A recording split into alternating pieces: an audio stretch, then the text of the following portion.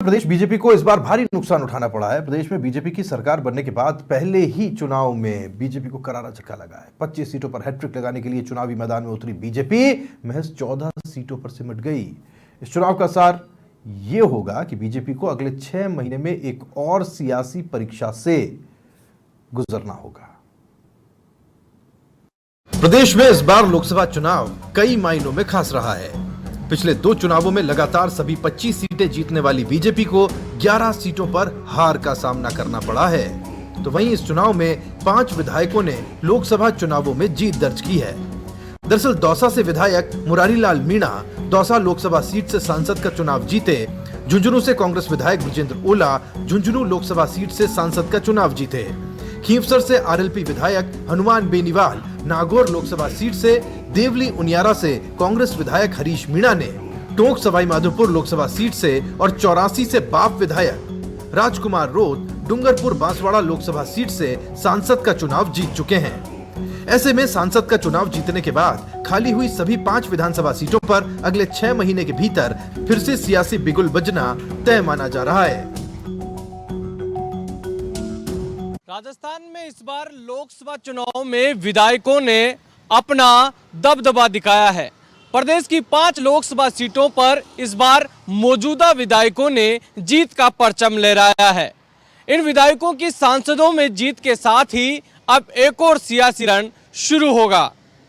विधायकों के चुनाव जीतने के बाद खाली हुई सभी 5 सीटों पर 6 महीने के भीतर विधानसभा उपचुनाव होंगे।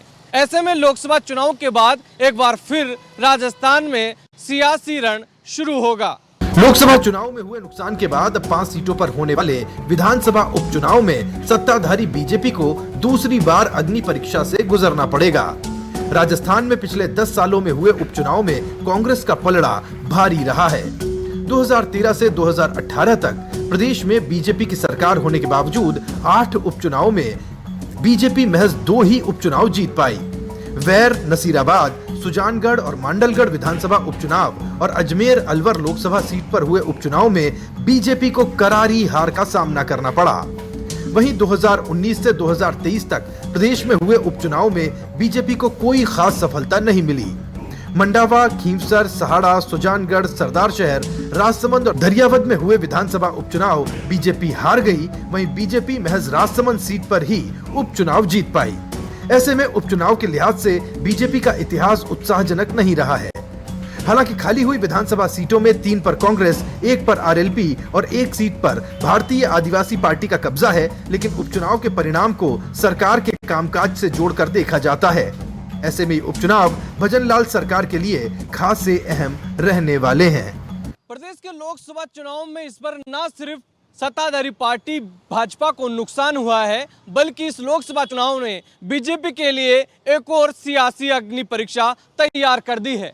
5 विधायकों के चुनाव जीतने के बाद अब 6 महीने के भीतर 5 सीटों पर उपचुनाव होंगे। ऐसे में इस उपचुनाव को जीतना बीजेपी के लिए किसी चुनौती से कम नहीं है। दरअसल उपचुनाव को सत्ताधारी पार्टी के कामकाज से जोड़कर देखा जाता है और ये उपचुनाव न सिर्फ राजनीतिक दलों का सियासी भविष्य तय करता है, बल्कि उस सरकार के कामकाज को जोड़कर देखा जाता है और सरकार की कामकाज को अंकगणित से जोड़कर देखा जाता है। ऐसे में प्रदेश में होने वाले इन 5 सीटों पर उपचुनाव का दंगल बीजेपी के लिए आसान नहीं होगा।